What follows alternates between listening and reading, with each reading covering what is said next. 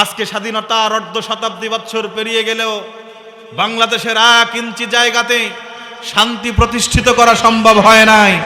আমার ভাইরা, বাংলাদেশের একটা রাত এমন উপহার দিতে পারেন নাই যেই রাত্রে চুরি হয় নাই, যেই রাত্রে ধর্ষণ হয় নাই, যেই রাত্রে ডাকাতি হয় নাই, যেই রাত্রে চাঁদাবাজি হয় নাই, যেই রাত্রে ছিনতাই হয় নাই, যেই রাত্রে বৈষম্য হয় নাই। এজন্যই তো বলতে চাই, একবিংশ শতাব্দীর যুগে এসে তন্ত্র আর মন্ত্রকে পায়ের নিচে ছুঁড়ে ফেলে আল্লাহর কোরআনকে আজ থেকে মাথার উপরে উঁচিয়ে ধরুন, আল্লাহ জান্নাতের টুকরা বানিয়ে দিবে। কথা বলেন ঠিক কিনা? তো রাজনীতির আলোচনা না।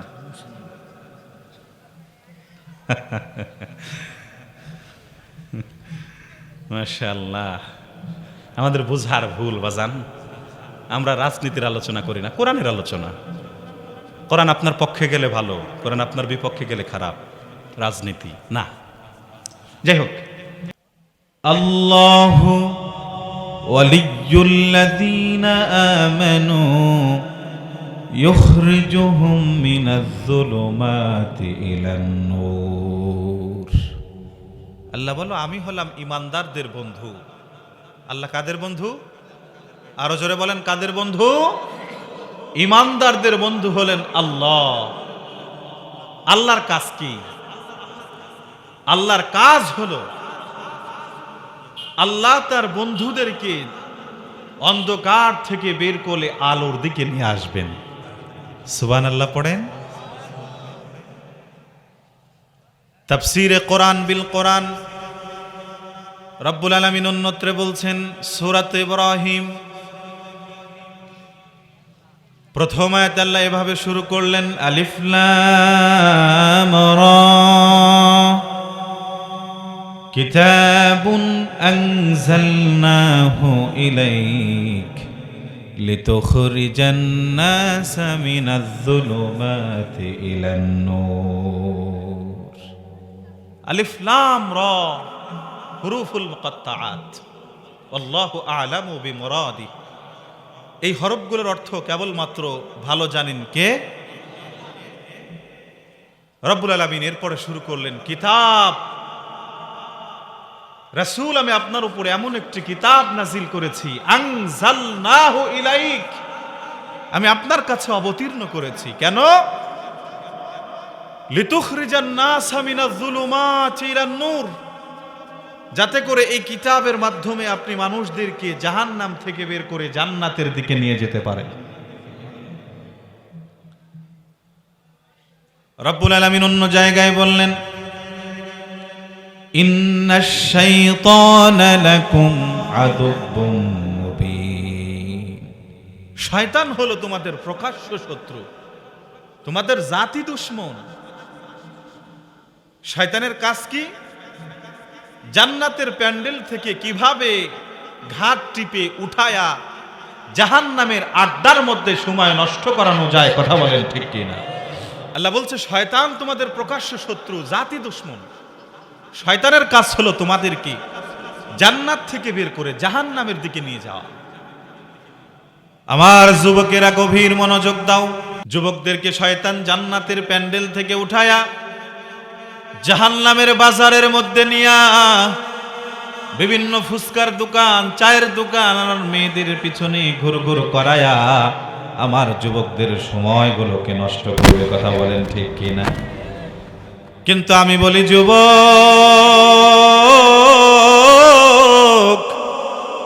তোমার যৌবনের বড় দাম। হাবিব বলেছেন, যৌবন বয়সের ইবাদত আল্লাহর কাছে সবচেয়ে প্রিয়। কথা বলেন ঠিক কিনা? কেমন প্রিয়? কেমন প্রিয়? আল্লাহর হাবিব বলেছেন, কাল কিয়ামতের বিভীষিকাময় প্রান্তরে যখন আল্লাহ তাআলার আরশের ছায়া ছাড়া কোনো ছায়া থাকবে না, সেই ছায়ার নিচে আল্লাহ তাআলা 7 শ্রেণীর মানুষদেরকে জায়গা করে দিবে। তার মধ্যে এক শ্রেণী হলো যুবক, যেই যুবকেরা যৌবন বয়সে কেবলমাত্র শুধুমাত্র ইবাদত করেছে একজনের, তিনি কে? বর্তমান জামানায় কিছু শয়তান আছে, কিছু বুদ্ধিজীবী নামের বুদ্ধিবৃত্তা আছে, আমি বলি এভাবে, যারা মাছ বিক্রি করে তাদেরকে বলা হয় মৎস্যজীবী। কি জীবী? যেহেতু তাফসিরুল কোরআন মাহফিল, আমি আউল ফাউল কথা বলবো না, আমি আপনাকে তাফসিরের আলোকে কথা শোনাবো। যাদের শুনতে ভালো লাগবে আমার সাথে কথা বলতে হবে। যারা মাছ বিক্রি করে তাদেরকে কি বলে? মৎস্যজীবী। যারা মাছ প্রতিপালন করে তাদেরকে বলা হয় মৎস্যজীবী। যারা বিভিন্ন কলকারখানা আর ইন্ডাস্ট্রিজে যারা শ্রম দেয় তাদেরকে বলা হয় শ্রমজীবী। কি বলে? আর সরাসরি যারা আল্লাহর কোরআনের বিরুদ্ধে বুদ্ধি বিক্রি করে করে খায় এদেরকে বলা হয় বুদ্ধিজীবী। কথা বলেন ঠিক কিনা? বুদ্ধিজীবী হওয়া খারাপ কিছু না, যদি সেই বুদ্ধির মধ্যে থাকে আল্লাহর কোরআন, যদি সেই বুদ্ধির মধ্যে থাকে রাসূলের হাদিস। যেই বুদ্ধির মধ্যে রাসূলের হাদিস নাই, আল্লাহর কোরআন নাই, ওদের বুদ্ধি নিবেন না। ওদের বুদ্ধি নিলে ডুবে মরা ছাড়া কোনো উপায় থাকবে না। কথা বলেন ঠিক কিনা? ফেরাউনের হোম মিনিস্টার নাম ছিল হামান, ও ছিল বুদ্ধির কামান। কি পরিমাণ বুদ্ধি ছিল জানেন? ফেরাউন রে চুবায়া মারছে বুদ্ধি দিতে দিতে। আমরাও বলি বর্তমান সময়ে আমরা দেখেছি কাউকে এ জামানার বাংলাদেশের কিছু বুদ্ধিজীবীরা বুদ্ধি দিতে দিতে নৌকাটারে ডুবাই দিছে। কথা বলেন না কেন? আবার সামনে একটা সময় আসতেছে, এই সমস্ত কাল্লাচোরা বুদ্ধিজীবীদের থেকে যদি আমার রাষ্ট্রপ্রধানরা হেফাজত না থাকে, সতর্ক না থাকে, আল্লাহি আল্লাহর কসম করে বলছি আমার মুসলমানেরা ও আমার মাধবপুরের মুসলমানেরা, এই সমস্ত কুট্রপড়া বুদ্ধিজীবীদের থেকে যদি বিরত থাকা না যায়, দেশ এবং জাতিকে রসাতলের মধ্যে ডুবায় মারবে। কথা বলেন ঠিক কিনা? এই বুদ্ধিজীবীরা কি বলে? বলে কোরআনের মাহফিলে আসলে মানুষ জঙ্গিবাদ হয়। নাউজুবিল্লাহ বলেন। ওরা বলে কোরআনের মাহফিলে আসলে মানুষ জঙ্গিবাদ হয়, কোরআনের মাহফিলে আসলে মানুষ মৌলবাদ হয়। আমরা বলি না না, কোরআনের মাহফিলে আসলে মানুষ জঙ্গিবাদ আর মৌলবাদ হয় না। কোরআনের মাহফিল আসলে মানুষ আল্লাহওয়ালা হয়। কথা বলেন ঠিক কিনা?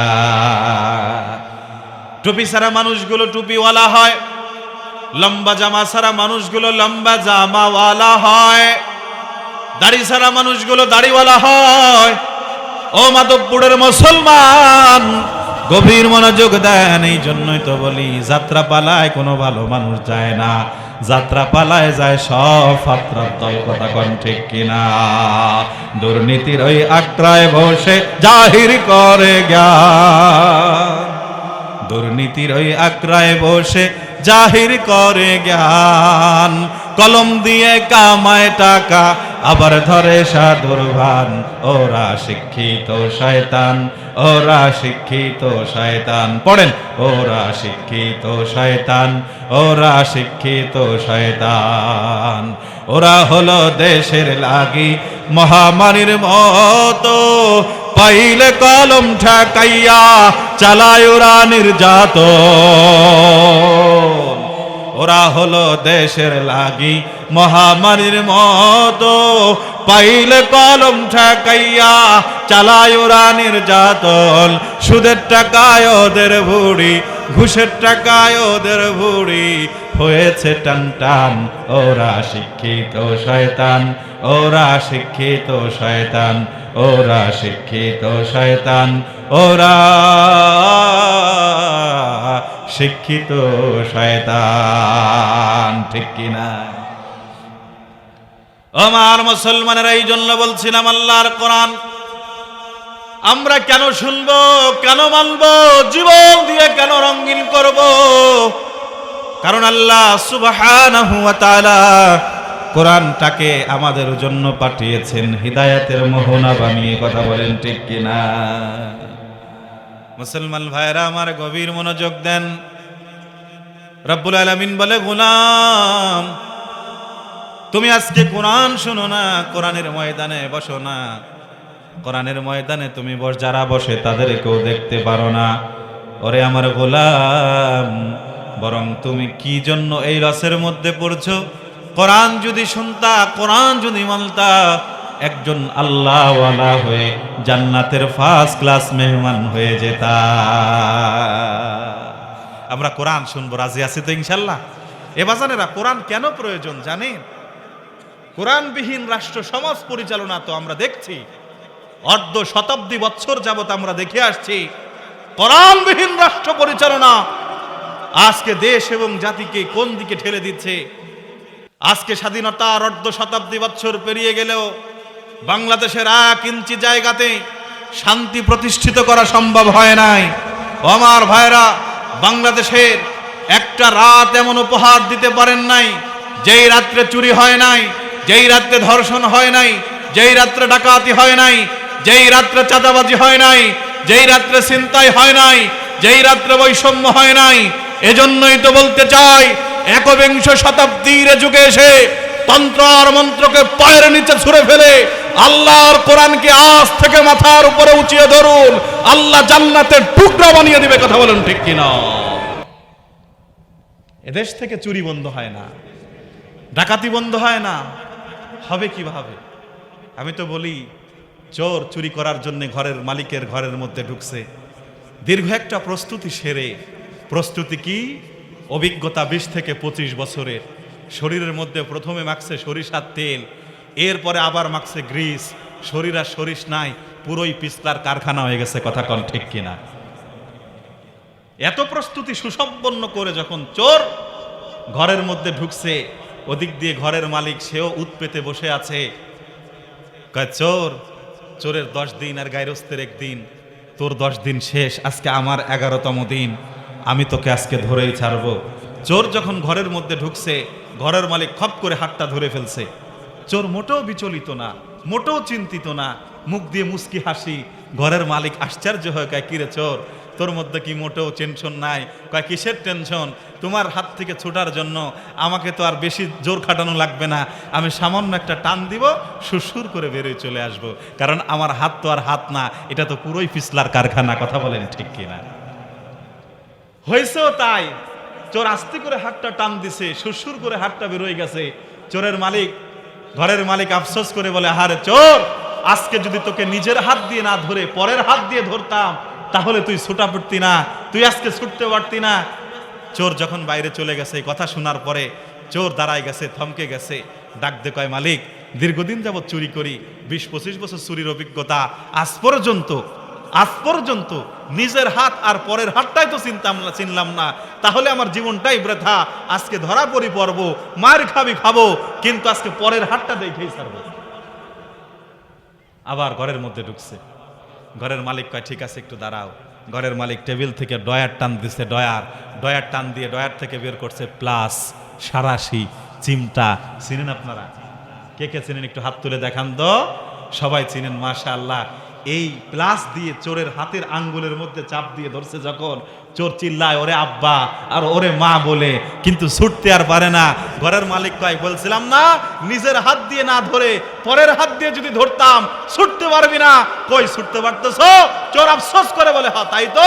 এজন্য বলি, ও আমার মুসলমানেরা, ও মাধবপুরের মুসলমানেরা, স্বাধীনতার অর্ধ শতাব্দী বছর ধরে আমরা আমাদের নিজেদের হাত, নিজেদের বানানো তন্ত্র আর মন্ত্র দিয়ে দেশ এবং জাতিকে পরিচালনা করার চেষ্টা করেছি।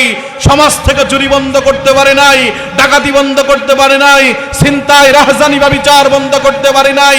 একটা বারের জন্য 50 বছর লাগবে না, 5টা বছরের জন্য সব নিজের হাতকে বাদ দিয়ে আল্লাহর হাত অর্থাৎ আল্লাহর কোরআনকে সংশোধন করুন। আল্লাহি, আল্লাহর জমিন আল্লাহর জান্নাতের টুকরা হয়ে যাবে। কথা বলেন ঠিক? বিরক্ত আছেন আপনারা? ভাই, তাফসিরুল কোরআন মাহফিলের নাম দিচ্ছেন, আমি কি গল্প বললে ভরা তাফসির হবে? আমি যদি শুরু থেকে ঘটনা শুরু করে দেই, তাফসির হবে? যে কোরআন দ্বারা দেশ এবং জাতিকে শান্তির মোহনায় নিয়ে যাওয়া কখনোই সম্ভব নয়। আল্লাহর সে কোরআন থেকে আমি আপনাদের সামনে গুরুত্বপূর্ণ একটি সূরার নাম হলো সূরাতুদ দুহা। সূরার নাম কি? আরো জোরে বলেন, সূরার নাম কি? সূরাতুদ দুহা আমি আপনাদের সামনে তেলাওয়াত করেছি।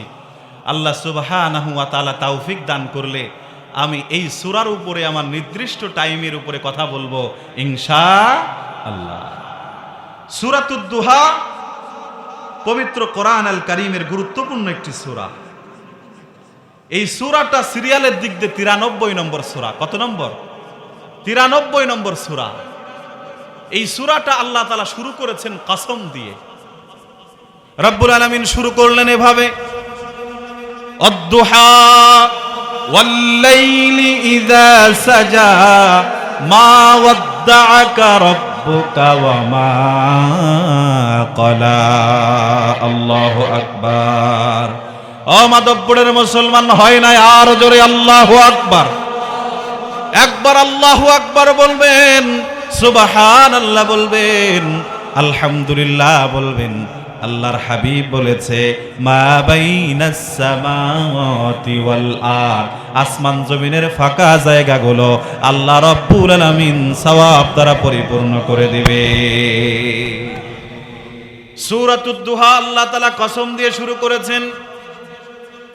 আমরা দুনিয়ার মানুষ, আমরা বাটপার, আমাদের কসমের দরকার আছে, কিন্তু আল্লাহ আল্লাহ হয়ে তার কসমের দরকার নাই। কথা বলেন ঠিক কিনা? কসম কার প্রয়োজন? যে বাটপার, যার কথায় মানুষ বিশ্বাস করে না। কথা বলেন ঠিক কিনা? নির্বাচনের আগে কত বড় বড় ওয়াদা, এই করে দিব সেই করে দিব, নির্বাচন যখন চলে যায় তখন এলাকার মানুষের কারেন্টের খাম্বা পর্যন্ত গিলে খায়। কথা কন না কেন? এইরকম লোকের না হয় কসমের দরকার আছে, কিন্তু আল্লাহ আল্লাহ হয়ে তিনি কসম করেন কেন? ও আমার মুসলমানেরা, আমাদের মহিলাদের অভ্যাস হলো তারা খালি কসম খায়। স্বামীর কসম, ছেলের কসম, মসজিদের কসম, মাদ্রাসার কসম, কসমের কোনো অন্ত নাই। কিন্তু আল্লাহ কয় দুনিয়ার মানুষ কসম করা যাবে একজন ব্যক্তির নামে, এক সত্তার নামে। তিনি কে? আল্লাহ। আল্লাহ ছাড়া কোনো ব্যক্তি বা বস্তুর নামে কসম করা জায়েজ নাই। আল্লাহর নামে তিনটা শব্দ দিয়ে কসম করতে হবে, ওয়াল্লাহি, বিল্লাহি, তাল্লাহি। এই তিনটা শব্দ দিয়ে কসম করা যাবে, তাছাড়া কোনো শব্দ দিয়ে কসম করা যাবে না। আমার ভাইরা স্পষ্ট করে শুনতে হবে, আল্লাহ কসম কেন করলেন? আল্লামা ইমাম কুরতুবী তাফসীরে কুরতুবীর মধ্যে স্পষ্ট করে লিখেছেন, আল্লাহ কসম করেছেন দুই কারণে। কয় কারণ? আরো জোরে বলেন, কয় কারণ? রব্বুল আলামিন কসম করলেন দুই কারণে। এক নম্বর কারণ হলো দুনিয়ার মানুষ, লক্ষ্য করো, আমি আল্লাহ রব্বুল আলামিন আমার কথাকে বিশ্বাস করানোর জন্য আমি কসম করি নাই। আমি কসম করেছি এই জন্য, যেহেতু তোমরা কসমওয়ালা কথার দিকে মনোযোগী হও, তোমাদের আগ্রহ থাকে, এই জন্য আমি আল্লাহ তাআলা কসম করে কথাগুলো বলেছি। তাহলে আল্লাহ রাব্বুল আলামিন কসম কেন করলেন?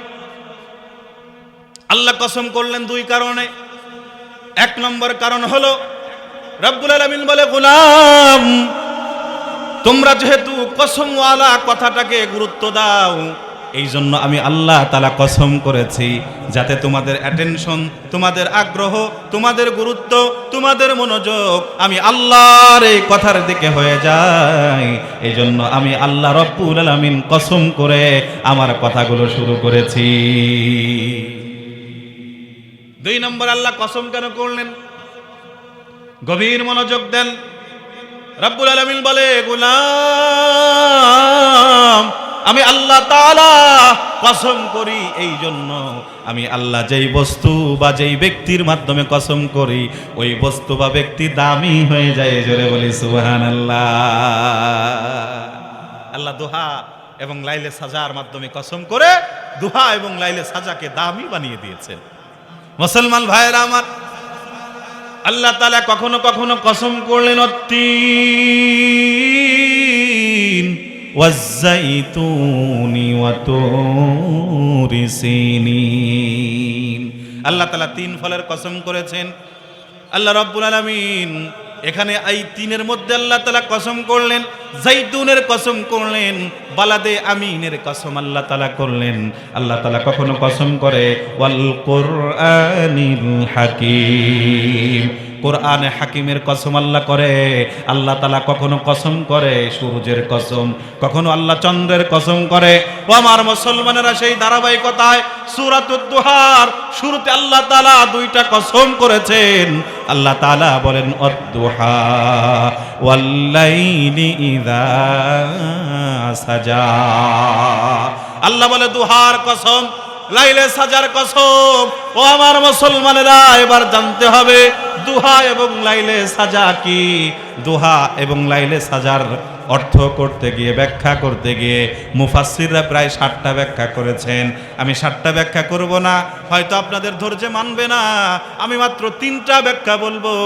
এর মধ্যে 1 নম্বর ব্যাখ্যা হলো আল্লামা জালালউদ্দিন সুয়ুতি এবং আল্লামা জালালউদ্দিন মাহল্লি, এই দুইজন মুফাসসির, তার তাফসীরের কিতাব নাম হলো জালালাইন।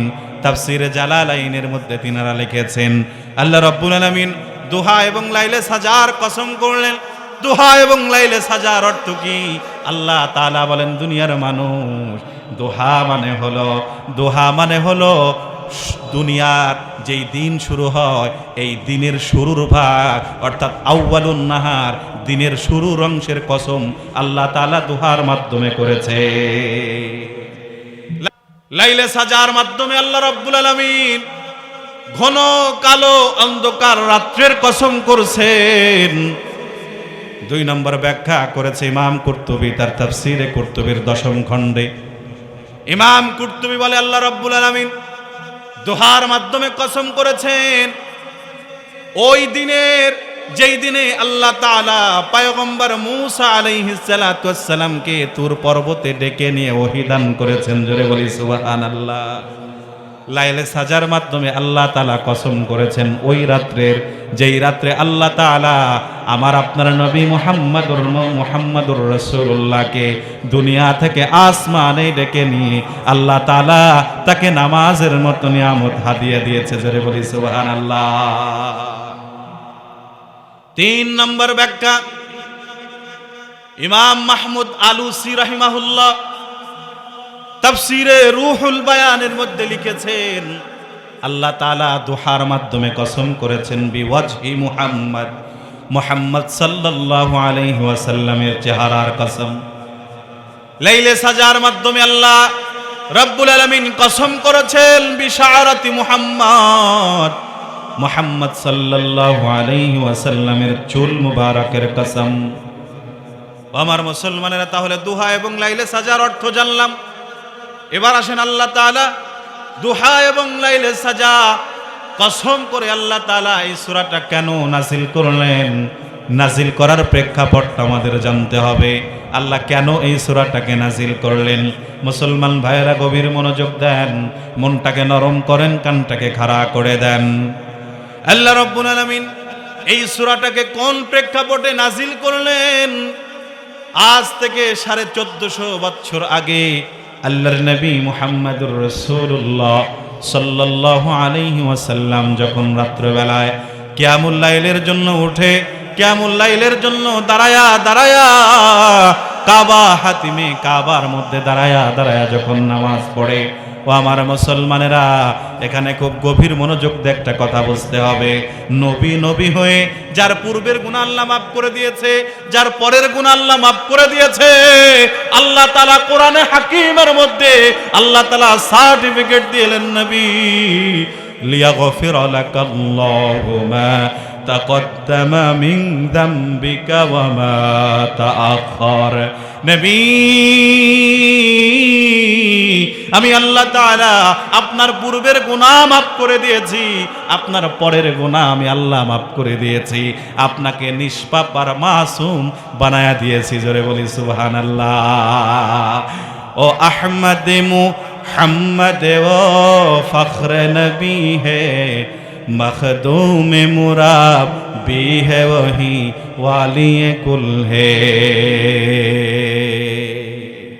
আমার মুসলমানেরা, এই জন্য বলছিলাম আল্লাহর নবী বিশ্ব নবী হয়ে রাত্রবেলায় তাহাজ্জুদের নামাজের জন্য দাঁড়িয়ে যায়। যে নবীর সামনের পিছনের গুনাহগুলো আল্লাহ মাফ করে দিয়েছে।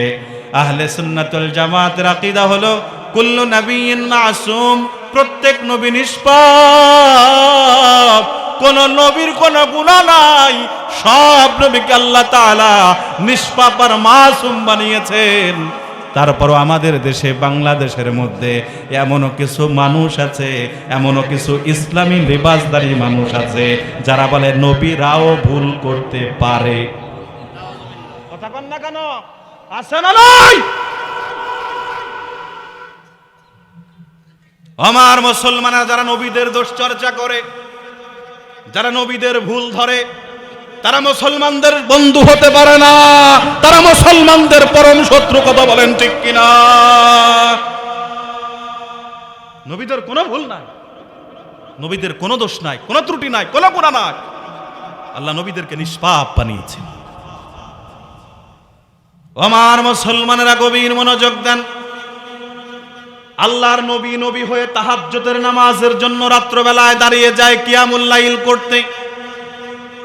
আম্মা জান আয়েশা বলছে, আমি লক্ষ্য করলাম আমার স্বামী মুহাম্মাদুর রাসূলুল্লাহ প্রাণ ভরে পড়ে সাল্লাল্লাহু আলাইহি ওয়াসাল্লাম, আমার স্বামী রাত্রবেলায় তাহাজ্জুদ নামাজ পড়তে পড়তে তার কদম মোবারক ফুলে গেছে।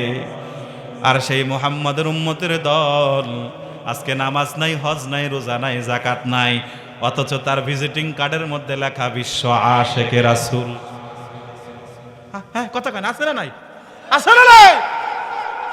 আজকে ওয়ালের মধ্যে লেখা থাকে বিশ্ব আশেকে রাসূল, ওলিকুল শিরোমণি, অমক তমক।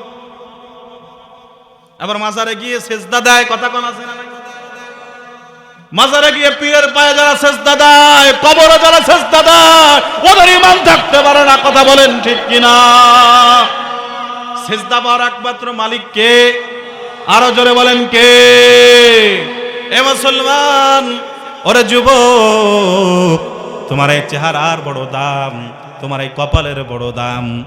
আল্লাহ রাব্বুল আলামিন বলেন, আমি আল্লাহ তাআলা যখন পাহাড় বানাইতে চাইলাম, আমি শুধু কোন বললাম, ফায়াকুন, পাহাড়গুলো অটোমেটিক হয়ে পেড়েক হয়ে গেল। আমি আল্লাহ তাআলা যখন জমিন বানাতে চাইলাম, জমিন হয়ে গেল। আমি আল্লাহ যখন আসমান বানাইতে চাইলাম, আসমান হয়ে গেল।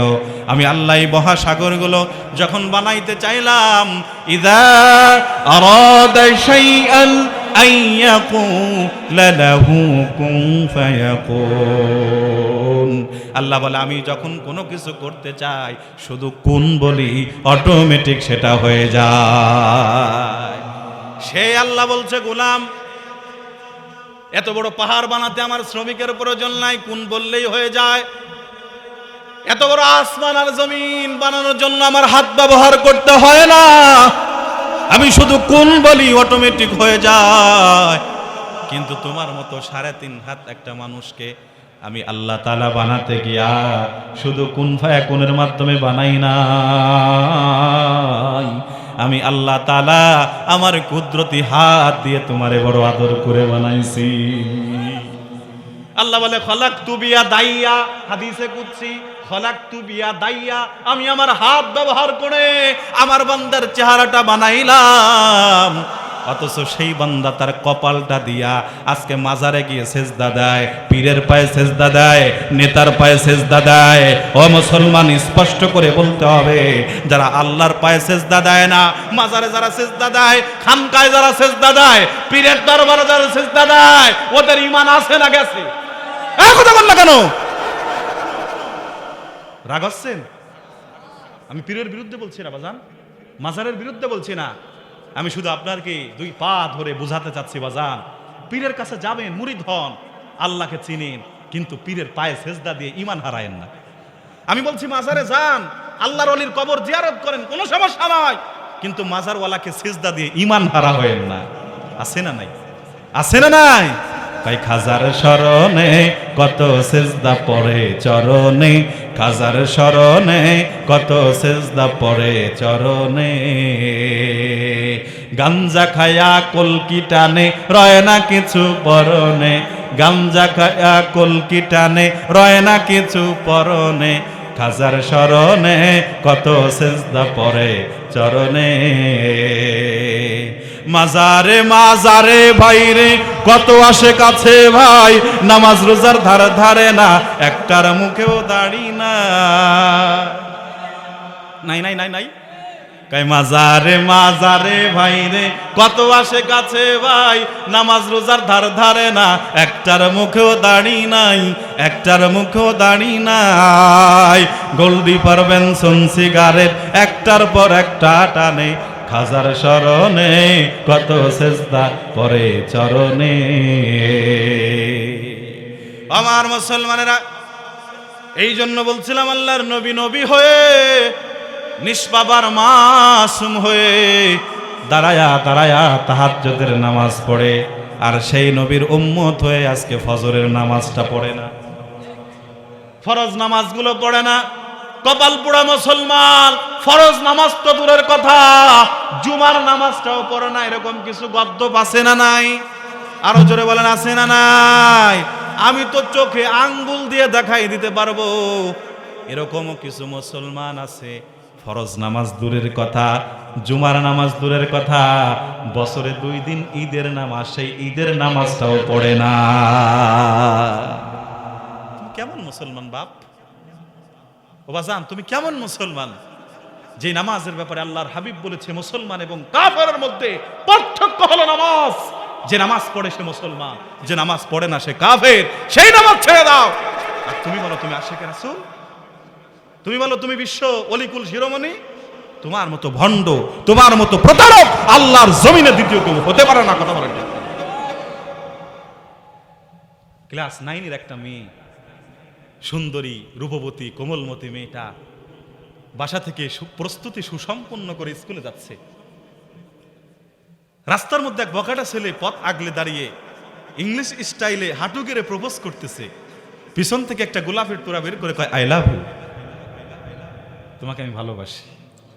যুবতী মেয়ে খুব বুদ্ধিমান, প্রচন্ড বুদ্ধিমান, কিভাবে হ্যান্ডেল করতে হয় বিষয়টা কয়, ভাইয়া আমি বুঝতে পেরেছি আপনি আমার সৌন্দর্যে বিমুগ্ধ হয়ে বিমোহিত হয়ে আপনি আমাকে প্রপোজ করেছেন। ভাইয়া আপনি জানেন না, আমার একটা চাচাতো বোন আছে আমাদের এলাকার সবচেয়ে সুন্দরী, আমি তো তার সামনে কিছুই না, আমার পিছে পিছে আসতেছে, একসাথেই বের হয়েছিলাম, ও কলম আনতে ভুলে গেছে, কলম টানতে পিছে, এই জন্য আমি সামনে চলে আসছি, ও পিছে পড়ে গেছে। বকেটে যুবক বলতেছে, তোমার থেকে সুন্দরী? কই হ্যাঁ। ঠিক আছে তুমি যাও আপু, তুমি যাও আপু, তুমি যাও। সুন্দরী মেয়ে চলে গেছে। সকাল 9টা থেকে 4টা পর্যন্ত ক্লাস করে 4টার পর যখন আবার বের হয়েছে, ওই বকেটে যুবকটা আবার সামনে। কি আপু তুমি আমাকে ডস দিছো, তুমি আমাকে ধোকা দিছো? বলে কিসের ধোকা ভাইয়া? বলে তুমি না বললা তোমার থেকে সুন্দরী তোমার চাচাতো বোনটা তোমার পিছে পিছে আসতেছে। কই, আমি তো সকাল 9টা থেকে 4টা পর্যন্ত অপেক্ষা করছি, তোমার চাচাতো বোনের তো আর দেখা পেলাম না। সুন্দরী মেয়েটা এবার আর নিজেকে সংবরণ করতে না পেরে পা থেকে জুতা খুলে যুবকের মুখে ঠাস ঠাস করে বাড়ি মেরে বলতেছে, লম্পট কোথাকার, তুই যদি আমাকেই ভালোবাসবি সৌন্দর্যের লোভে আমার চাচাতো বোনের জন্য কেন ওয়েট করবি? কথা বলেন না কেন? তুমি যদি আশিকে রাসূল হবা, তুমি যদি অলিকুল শিরোমণি হবা, তোমার ভিজিটিং কার্ডের মধ্যে তোমার ওয়াল রাইটিং এর মধ্যে লেখা থাকে আশিকে রাসূল, কিন্তু তোমার মুখের মধ্যে দাড়ি নাই কেন? তোমার মাথার মধ্যে সুন্নতি টুপি নাই কেন? তোমার শরীরের মধ্যে লম্বা জামা নাই কেন? এর মানে তুমি আশিকে রাসূল হতে পারো নাই, তুমি গুস্তাখ রাসূল। কথা বলেন ঠিক কিনা? রাগ হচ্ছেন?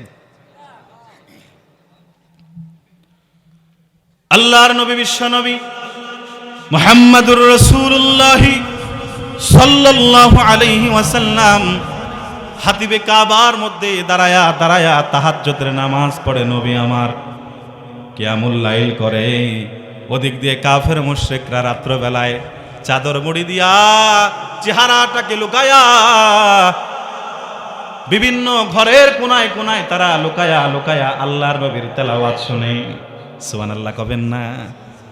ও মুসলমান, সেই কাফেররা যারা দিনের বেলায় আল্লাহর নবীর কোরআন প্রচারে বাধা দেয়, যেই কাফেররা তাদের সংসদের মধ্যে বিল পাস করছে আব্দুল্লাহর বেটা মুহাম্মাদের তেলাওয়াত শোনা যাবে না, যে কাফেররা বলে ওয়াকালাল্লাযীনা কাফারু লা তাসমাউ লিহাযাল কুরআনি ওয়ালগাউ ফী। দিনের বেলায় কাফের মুশরিকেরা কোরআন প্রচারে বাধা দেয়, অথচ রাত্র বেলায় সেই কাফের মুশরিকেরা চেহারাটাকে লুকায়া চাদর মুড়ি দিয়া আল্লাহর নবীর তেলাওয়াত শুনে। আবু জাহেল, উতবা, শায়বা, ওয়ালিদ ইবনে মুগীরা, আস ইবনে ওয়াইল রাত্র বেলায় লুকায়া লুকায়া আল্লাহর নবীর তেলাওয়াত শুনে। তেলাওয়াত শুনতে শুনতে যখন সুবহে সাদিক হয়ে গেছে, মানুষের চেহারা প্রায় চেনা যায় এমত অবস্থায় উতবা একদিক দিয়ে দৌড় দিছে, শায়বা আর একদিক দিয়ে দৌড় দিছে। দুইজন দুই দিক দিয়ে দৌড় হয়ে দুইজন দুই দিক দিয়ে দৌড়াতে দৌড়াতে মুখোমুখি হয়ে তারা বেঁধে পড়ে গেছে। একজন ডাক দেয়, কিরে তুই কে? কয় আমি উতবা। তুই কে? কয় আমি সাহেবা। কিরে দোস্ত, দিনের বেলায় আমরা না মুহাম্মাদের তেলাওয়াত শুনতে বাধা দিলাম, এখন রাত্র বেলায় কেন? কয় তুই কেন? তুই যেই কারণে আমিও সেই কারণে। দুইজন কথা বলতে বলতে হঠাৎ করে মিস্টার আবু জাহেলের সাথে দেখা। আবু জাহেল গাম্ভীর্য ভরে বলতে, এই তোমরা কারা? তোমরা মুহাম্মাদের তেলাওয়াত শোনার জন্য আসছো, তোমরা কারা? বলে, লিডার আপনি কি? আপনি কন্ত কে আপনি? কয় আমি আবু জাহেল। আপনি কেন আসছেন সেটার উত্তর দেন আগে। কয় দেখো, দিনের বেলায় যতই আব্দুল্লাহর বেটা মুহাম্মদের বিরোধিতা করি, রাত্রবেলায় মুহাম্মদ যখন তেলাওয়াত করে আমরা আর ঘরে থাকতে পারি না। মুহাম্মদের কোরআন তেলাওয়াত আমাদেরকে বাধ্য করে আরামের বিছানা ছেড়ে এই কনকনে শীতের মধ্যে চাদর মুড়ি দিয়ে দাঁড়ায় দাঁড়ায় কোরআন তেলাওয়াত শুনতে পারি। আমার মুসলমানেরা, কোরআন কেমন? কোরআন কেমন জাদুময় কোরআন! যে বা যারা আল্লাহর কোরআন শুনে, কোরআন তাদেরকে পরিবর্তন করে তাদেরকে ইসলামে দীক্ষিত করে। কথা বলেন ঠিক কিনা? সাইয়েদনা ওমরের মতো মানুষরা ভেদ্র মেজাজের মানুষ, গভীর মনোযোগ দেন, মনটাকে নরম করেন। ও আমার যুবকেরা, ওমরের মতো মানুষ আল্লাহর কোরআন শুনে যদি পরিবর্তন হতে পারে, তুমি কেন পরিবর্তন হতে পারবা না? সাইয়েদনা ওমরকে জানো? আল্লাহর হাবিব যার ব্যাপারে বলেছেন, আসাদ্দুহুম ফি আমরিল্লাহি উমর ওয়া আসদাকুহুম হায়াআন উসমান। আল্লাহর নবী ওমরের ব্যাপারে বলে, ওমর হলো সবচেয়ে বেশি কঠোর। শুধুমাত্র দ্বীনের ব্যাপারে কঠোর তাই নয়, ওমর ইসলামের ব্যাপারে যেমন কঠোর, ইসলাম গ্রহণের আগে ইসলামের বিরুদ্ধেও কঠোর ছিল। কথা বলেন ঠিক কিনা? কেমন কঠোর? আল বিদায়া ওয়ান নিহায়া কিতাবের মধ্যে ঘটনা লেখা হয়। দারুন নাদওয়ার মধ্যে বৈঠক বসেছে। আব্দুল্লাহর বেটা মুহাম্মদকে আমরা বহুতভাবে চেষ্টা করলাম, কোনোভাবেই তাকে বিরত রাখতে পারি না দ্বীনের প্রচার থেকে। কখনো কখনো পাহাড় থেকে পাথর নিক্ষেপ করলাম, কখনো তার পায়ের মধ্যে কাঁটা বিছাই দিলাম, কখনো আব্দুল্লাহর বেটা মুহাম্মদকে হাতিমে কাবার মধ্যে সেজদারত হালাতে তার পিঠের মধ্যে মরা উটের উজুরিগুলো চাপায় দিলাম। তারপর মুহাম্মদ দ্বীনের প্রচার থেকে বিরত থাকে না। ও আমার মুসলমানেরা, দারুন নাদওয়ার বৈঠকের মধ্যে মিস্টার আবু জাহেল বলে, তাহলে এবার মুহাম্মদকে কি করা যায় তোমরা পরামর্শ দাও। সমস্ত কাফের মুশরিকরা এক একজন এক এক রকম পরামর্শ দেয়। হঠাৎ করে মিস্টার আবুল আহাব ডাক দিয়ে বলে, আবু জাহেল, যতই আমরা তাকে গৃহবন্দী করি, যতই তাকে জেল দেই, যতই তার উপরে জুলুম করি, অত্যাচার করি, মুহাম্মদ আবার কোরআনের প্রচার করবে, আমাদের দেব দেবীদেরকে গালমন্দ করবে, আমাদের দেব দেবীদেরকে তারা পায়ের নিচে নিক্ষেপ করবে। কি করা যায়? বলে, মুহাম্মদকে একেবারে চিরতরে শেষ করে দিতে হবে। আবু জাহেল কয়, হ্যাঁ তুমি সঠিক বুদ্ধি দিছ, তাহলে কি করা যায়?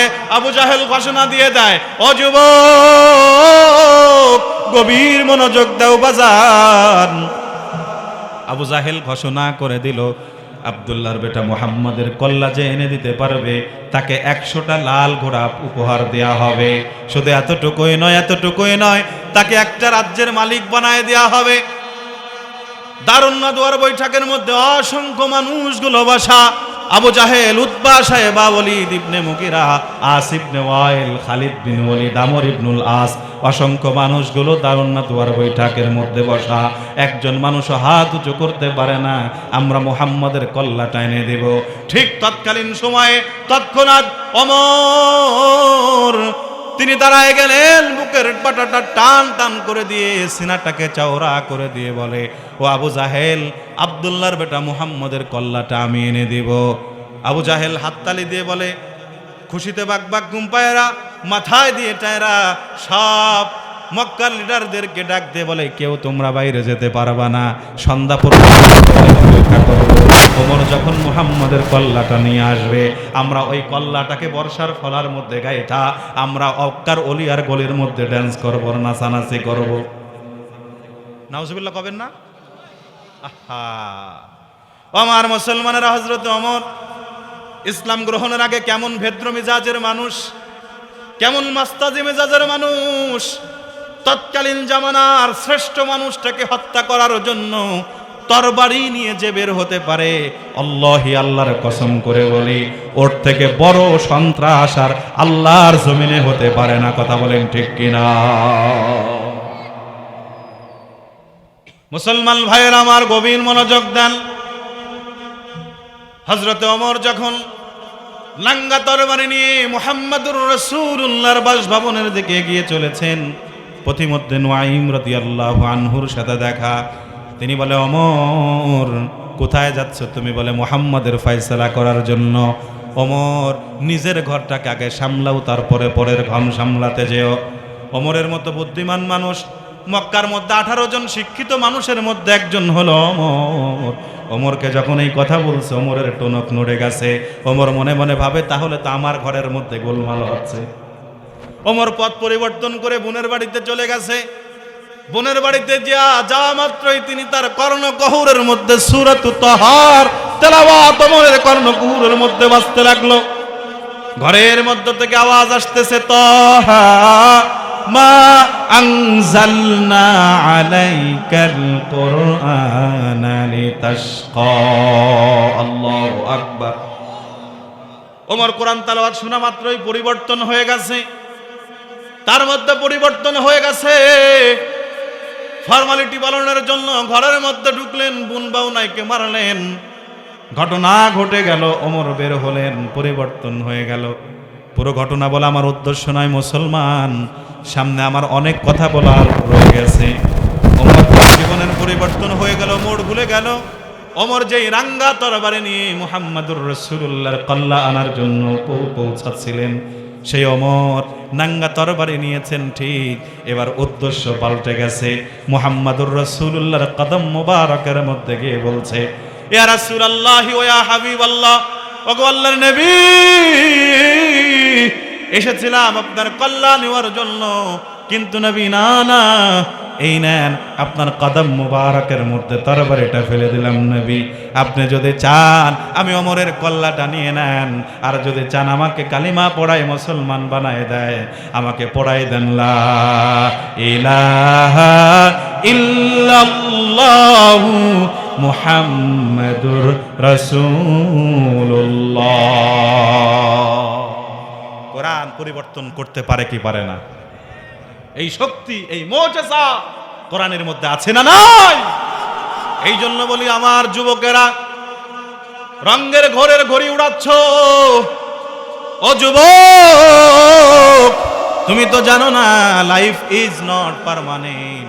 জীবনের কোনো গ্যারান্টি নাই, যে কোনো মুহূর্তে মৃত্যু থাবা দিতে পারে। কথা বলেন ঠিক কিনা? আমাদের বলমারী থানার নয়নিপাড়া গ্রাম, গুনবাহা ইউনিয়নের নয়নিপাড়া গ্রাম, এই নয়নিপাড়া গ্রামের একেবারে তরতাজা যুবক ছেলেটার নাম হলো আবু বকর।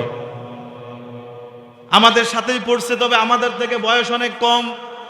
মার্কাজ মাদ্রাসায় পড়ালেখা করতো, মাদ্রাসায় পড়তো, মাগার উন্নত জীবন ব্যবস্থার জন্য পড়ালেখা মাঝখানে রেখেই সৌদি আরবে চলে গেল। দীর্ঘদিন সৌদি আরবে থেকে অনেক টাকা পয়সা কামাই করছে, লক্ষ লক্ষ টাকা কামাই করে। আবু বকর চোখের মধ্যে নানান রকম স্বপ্ন বইনা দেশে যখন ফিরতেছে, আবু বকর যখন প্লেনের সিটের মধ্যে বসা, আবু বকরের চোখের মধ্যে নানান রঙের শান্তি, নানান রঙের স্বপ্ন। কথা বলেন ঠিক কিনা? আবু বকর স্বপ্ন দেখে গ্রামে যাবে, নতুন একটা সুন্দর মডেলের বিল্ডিং করবে, ভালো একটা পরিবারে বিবাহ করবে, সুখের সংসার করবে, বাচ্চা কাচ্চা হবে, তাদেরকে লালন পালন করবে। কিন্তু আবু বকর যখন বাড়িতে আসলো, হাওয়াই গাড়ি মোটর সাইকেল পাওয়ার পরে যুবকদের মাথা ঠিক থাকে না। কথা বলো ঠিক কিনা? ও যুবক, দুইটা হাত তোমার পায়ের মধ্যে দিয়ে বলি বাজান, যে যেখানেই আসো চলে আসো কোরআনের মাহফিলে, কোরআনের প্যান্ডেলে। আবু বকর তোমার মতো একজন যুবক। এই আবু বকর হাওয়ার গাড়ি পাওয়ার পর মাথাটা ঠিক নাই। মুসলমান চিৎকার মেরে বলেন তো দেখি, মানুষটা কোন বয়সের এটা দেখার জন্য চেহারা দেখার প্রয়োজন নাই, শুধুমাত্র মোটর সাইকেলের পিকআপের বাড়ি শুনলেই বোঝা যায় ওর বয়স কত। কথা বল না কেন? যুবকরা মোটর সাইকেল পাইলে পাগলা ঘোড়ার মতো মোটর সাইকেল চালায়, পিকআপে খালি বাইর হয়, খালি বাইর হয়, গতি থাকে 90-100 প্লাস। কথা বলেন না কেন? রাস্তার পাশে মুরব্বী বাবাজি আস্তে আস্তে হাঁটতেছে, শরীরের মধ্যে বল নাই, টিপ টিপ করে পা দিয়ে হাঁটতেছে। যুবক একটা মুরব্বী পাইলে ওদের আরো বৃদ্ধির সাথে পিকআপে দিছে বাড়ি, মুরব্বী ভয়তে খাদের মধ্যে পড়ে গেছে। এরকম হয় কি হয় না? এই আবু বকর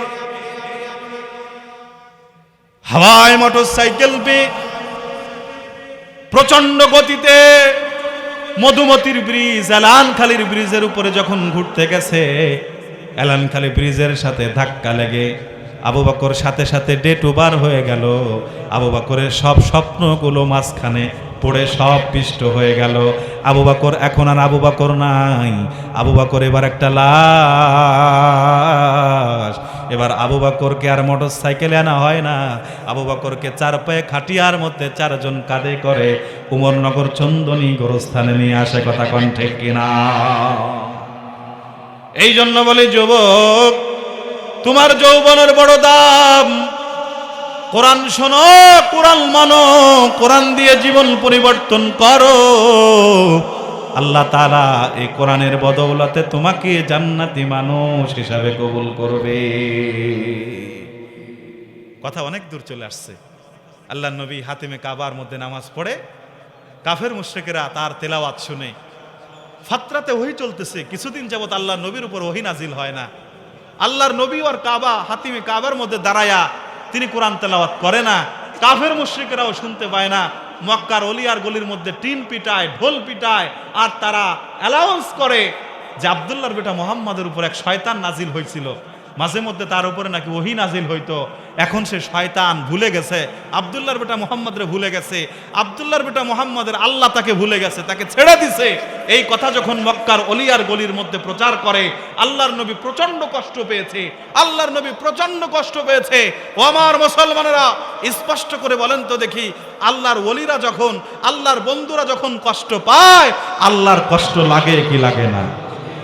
আরো জোরে বলেন, লাগে কি লাগে না? আল্লাহর নবী যখন কষ্ট পেয়েছে, আল্লাহর নবীর বুকের মধ্যে ব্যথা, আল্লাহর নবী মনে মনে ভাবে, আহারে কি এমন অন্যায় করে ফেললাম, কি দোষ ত্রুটি করে ফেললাম, আল্লাহ তাআলা আমার উপরে এখন আর ওহী নাজিল করে না।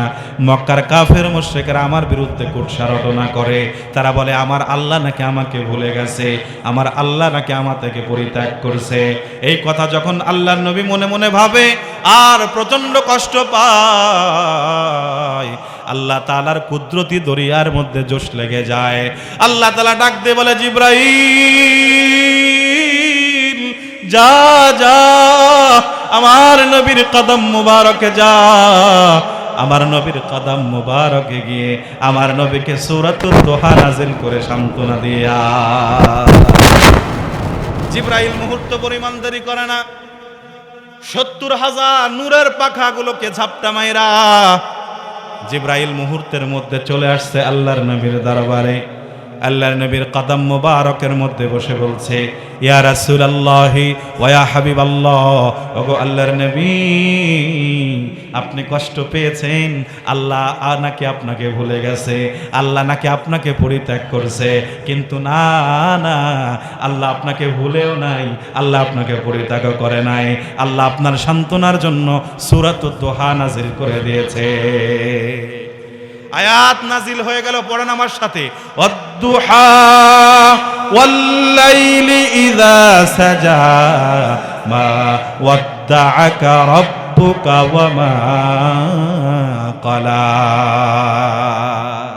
রাব্বুল আলামিন আয়াত নাজিল করে দিলেন, ওয়াদ-দুহা, নবী আপনার চেহারার কসম, ওয়াল্লাইলি ইযা সাজা, আপনার চুল মুবারকের কসম। ও আমার মুসলমানেরা, আল্লাহর নবীর চেহারা আল্লাহর কাছে কত প্রিয়, কত প্রিয়, আল্লাহর নবীর চুল মুবারক আল্লাহর কাছে কত প্রিয়। আল্লাহ তাআলা আমার নবীর চেহারা, আমার নবীর চুল মুবারকের কসম করে সূরাতুদ দুহা নাযিল করে দিয়েছে। আমার নবীর চেহারা কেনই বা আল্লাহর কাছে পছন্দ হবে না? আল্লাহর নবীকে আল্লাহ তাআলা সবচেয়ে বেশি সুন্দর চেহারার অধিকারী বানিয়েছে।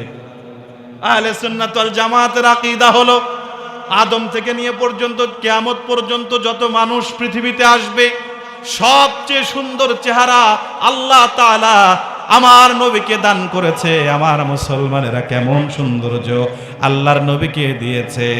মক্কার বেদুইন মহিলারা আম্মাজান আয়েশার কাছে এসে বলছে, ওগো আম্মাজান, শুনেছি মিশরের মহিলারা পয়গম্বর হযরতে ইউসুফের চেহারা দেখে নাকি তারা তাদের হাত কেটে ফেলেছে। আমাদের নবী কেমন সুন্দর ছিল একটু জানতে চাই। আম্মাজান আয়েশা বলছে, দুনিয়ার মানুষ, ওই মজলিসে যদি পয়গম্বর ইউসুফ না থেকে ওই মজলিসে যদি আমার স্বামী মুহাম্মদ থাকতো, তাহলে মিশরের মহিলারা তাদের হাত কাটতে কাটতে তাদের কলিজা পর্যন্ত কেটে ফেলতো। নবীর চেহারা এত সুন্দর চেহারা, আল্লাহ সেই চেহারার কসম করে, আল্লাহ সেই জুলফ মুবারকের কসম করে আল্লাহ বলতেছে, নবী অসম্ভব। মক্কার কাফের মুশরিকরা বলছে, আমি আপনাকে ভুলে গেছি, আমি আপনাকে ছেড়ে দিয়েছি। না, আপনাকে কি ভোলা যায়? আপনাকে কি ছেড়ে দেওয়া যায়? আপনি আমার বন্ধু, বন্ধুকে বন্ধু কখনো ভুলতে পারে না। কথা বলেন ঠিক কিনা? মুসলমানেরা গভীর মনোযোগ দেন। কিছু কথা এখন বলবো শেষ দিকে এসে, গভীর মনোযোগ দিয়ে কথাগুলো শুনেন। আল্লাহর নবীকে আল্লাহ তাআলা শুধুমাত্র আখিরাতে মর্যাদা দিয়েছেন। আখিরাতে আল্লাহর নবীকে আল্লাহ তাআলা যে পুরস্কৃত করবেন বিষয়টা এমন নয়, দুনিয়াতেও আল্লাহ তাআলা তার হাবিবকে অনেক পুরস্কার দিয়েছে, অনেক মর্যাদা দিয়েছে, অনেক শ্রেষ্ঠত্ব দিয়েছে, যার জ্বলন্ত প্রমাণ হলো কয়েকটা আপনাদের সামনে উপস্থাপন করব। প্রিয় ভাইয়েরা আমার, গভীর মনোযোগ দেন।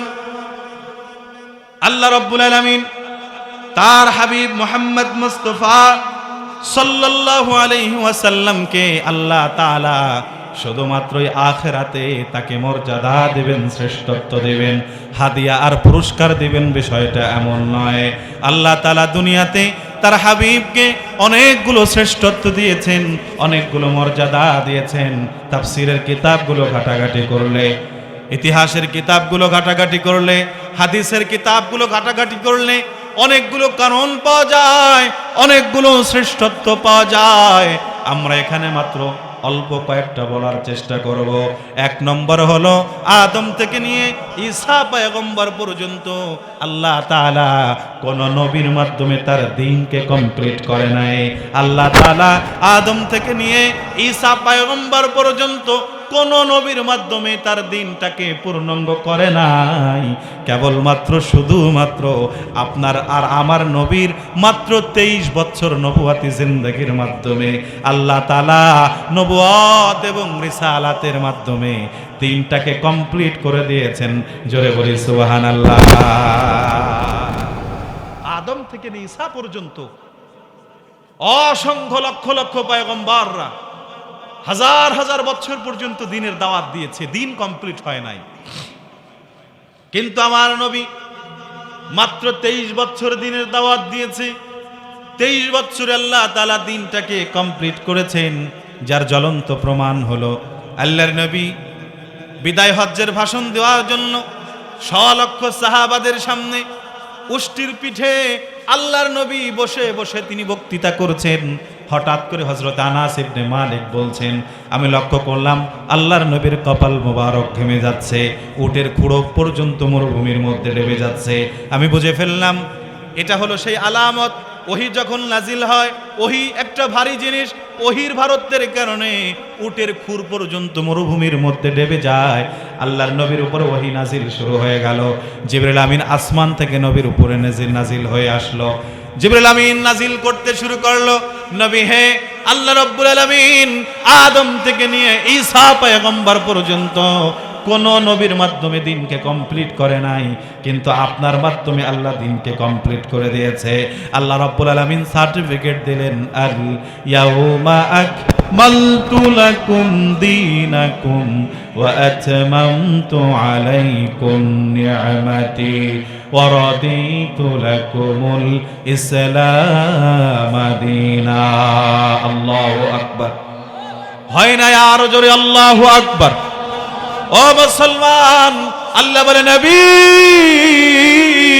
আমি আল্লাহ তাআলা 23 বছর জিন্দেগিতে নবুয়াত এবং রিসালাতের মাধ্যমে আমি আল্লাহ তাআলা আমার দ্বীনটাকে কমপ্লিট করে দিলাম। এজন্যই তো বলি Islam is a complete code of life. Islam হলো পরিপূর্ণ জীবন ব্যবস্থা। কথা বলেন না কেন?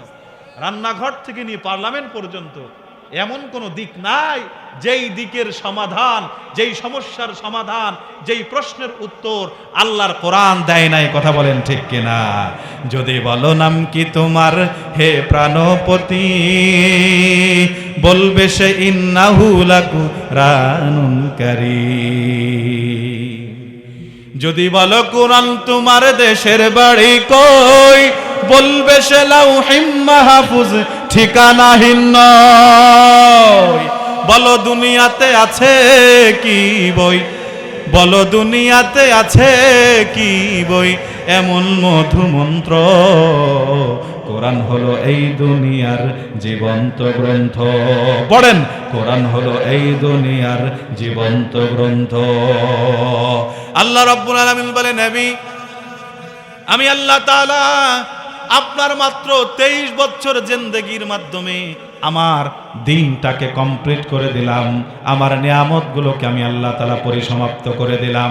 আমার ভাইয়েরা, আল্লাহ রাব্বুল আলামিন তার হাবিবকে দ্বিতীয় যেই শ্রেষ্ঠত্ব দিয়েছেন, দ্বিতীয় যেই মুজিজা দিয়েছেন, দ্বিতীয় যেই হাদিয়া দিয়েছেন আল্লাহর নবীকে, আল্লাহ রাব্বুল আলামিন আদম থেকে নিয়ে ঈসা পয়গম্বর পর্যন্ত কোন নবীর মাধ্যমে তার নবুয়ত এবং রিসালাতের দরওয়াজাকে আল্লাহ বন্ধ করে নাই। কেবলমাত্র শুধুমাত্র আল্লাহ তাআলা আপনার আর আমার নবীর মাধ্যমে নবুয়ত এবং রিসালাতের দরওয়াজাকে বন্ধ করে দিয়েছে। এর মানে হলো আল্লাহর নবী, বিশ্ব নবী মুহাম্মাদুর রাসূলুল্লাহ সাল্লাল্লাহু আলাইহি ওয়াসাল্লামের মাধ্যমে আল্লাহ তাআলা নবুয়ত এবং রিসালাতের দরওয়াজাকে বন্ধ করে দিয়েছে। আল্লাহর নবী শেষ নবী, আল্লাহর নবী চূড়ান্ত নবী, আল্লাহর নবী শ্রেষ্ঠ নবী, আল্লাহর পরে কোনো নবী নাই। কথা বলেন ঠিক কিনা? আদম থেকে ঈসা পর্যন্ত কোন নবীর মাধ্যমে আল্লাহ তাআলা দিনকে কমপ্লিট করে নাই, দিনকে পরিপূর্ণ করে নাই, দিনের রাস্তাটাকে আল্লাহ বন্ধ করে নাই। নতুন কোন নবী আল্লাহ তাআলা আমার নবীর পরে পাঠাবে না। এর মানে আমার নবী শেষ নবী। কথা বলেন ঠিক কিনা? কোরআনে কারীম প্রমাণ করছে, মা কানা মুহাম্মাদুন আবা আহাদিম মির রিজালিকুম ওয়ালাকির রাসূলুল্লাহি ওয়া খাতামান নাবিয়্যিন। আল্লাহু আকবার। রাব্বুল আলামিন বললেন, পয়গম্বর আপনি শেষ নবী, আপনি চূড়ান্ত নবী, আপনার পরে কোনো নবী আর আসবে না। আল্লাহর নবী বললেন, আনা খাতামুন নাবিয়্যিন লা নাবিয়্যা বাদি, আমি শেষ নবী, আমার পরে কোনো নবী আসবে না। আল্লাহর নবী অন্য হাদিসের মধ্যে বললেন, লাউ কানা বাদি নাবিয়্যুন লাকানা উমর, আমার পরে আল্লাহ তাআলা কাউকে নবী বানালে ওমরকে নবী বানিয়ে পাঠিয়ে দিত। আমার ভাইরা, আমাদের বর্তমান সময়ে অন্যতম একটি ফিতনা হলো কাদিয়ানি ফিতনা। কথা বলেন, কথা বলেন। কাদিয়ানি মানে বুঝেন? কাদিয়ানি ফিতনা মানে বুঝেন?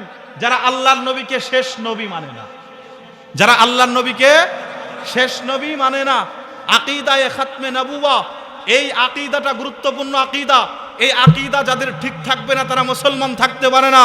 গোলাম আহমদ কাদিয়ানি জাহান্নামের কীট, এই নরধম আর নরপিচাস, এই জাহান্নামের পশু, যে নিজেকে আল্লাহর নবীর পরে শেষ নবী হিসাবে দাবি করেছে, ও আমার মাধবপুরের মুসলমান, চিৎকার মেরে আল্লাহকে হাজির নাজির জেনে বলুন, গোলাম আহমদ কাদিয়ানি নিজেকে নবী দাবি করার কারণে ওকে মুসলমান আছে না কাফের হয়ে গেছে? আরো জোরে বলেন। নবীর পরে নবী নাই, সংসদে আইন চাই। আমার সাথে বলেন, নবীর পরে নবী নাই। আরো জোরে বলেন, নবীর পরে নবী নাই।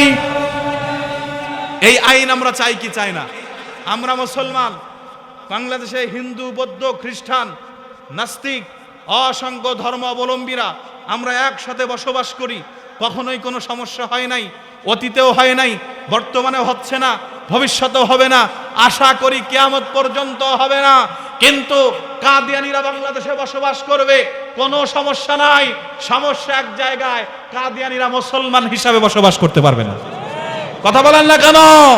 হিন্দুরা যেমন তাদের ধর্মের পরিচয়ে বসবাস করে, বৌদ্ধরা যেমন ভিন্ন ধর্মের পরিচয়ে বসবাস করে, খ্রিস্টানরা যেমন ভিন্ন ধর্মের পরিচয় নিয়ে বসবাস করে, কাদিয়ানীরাও ভিন্ন ধর্মের পরিচয়ে বসবাস করতে হবে। রাজি আছেন? দাবি আছে আমাদের। আমরা মুসলমান হিসাবে আল্লাহর নবীর খতমে নবুয়াতের আকীদাকে বিশ্বাস করি। আল্লাহর নবী শেষ নবী, কোরআন চূড়ান্ত প্রমাণ দিয়েছে, মা কানা মুহাম্মাদুন আবা আহাদিম মির রিজালিকুম ওয়ালাকির রাসূলুল্লাহ ওয়া খাতামুন নাবিয়্যিন। মুহাম্মদ শেষ নবী। আল্লাহর নবী বলেছেন, আনা খাতামুন নাবিয়্যিন, আমি শেষ নবী, লা নবিয়্যা বাদি, আমার পরে কোনো নবী আসবে না। সুতরাং বর্তমান জামানায় যারা আল্লাহর নবীর পরে নবী হিসাবে নিজেদেরকে দাবি করে এবং যারা সেই নবীর অনুসারী হিসাবে নিজেদেরকে দাবি করে, তারা কখনো মুসলমান থাকতে পারে না। আমরা বাংলাদেশের বর্তমান সরকার, ইউনূস সরকারকে আমরা জানি আমাদের এই আওয়াজ সে পর্যন্ত পৌঁছবে না, তবে আল্লাহকে তো বলতে পারবো। আমরা আওয়াজ পৌঁছে দিতে চাই, ইউনূস সরকার আপনার মাত্র কয়েকদিন আছেন, এরপরে চলে যাবেন। কি ভালো কাজ করছেন আর কি করেন না সেটা দেখার বিষয় না। আমরা অন্তত বাংলাদেশের 90% মুসলমান আপনার কাছে দাবি রাখি, আপনি চলে যাওয়ার আগে যেই কয়টা দিন আছেন অন্তত পক্ষে কাদিয়ানীদেরকে অমুসলমান ঘোষণা করে সংসদে বিল পাস করবেন। মানুষ, বাংলাদেশের মানুষ, বাংলাদেশের 90% মুসলমান যুগ যুগান্তরে আপনাকে ভালোবাসবে, আপনাকে শ্রদ্ধা করবে। আল্লাহ তাআলা আমরা যে কথাগুলো বললাম এই কথাগুলোর উপরে ভুল ত্রুটি হলে আল্লাহ ক্ষমা করুক, সঠিক কথাগুলোর উপরে আল্লাহ তাআলা আমাদেরকে আমল করার তৌফিক দান করুক।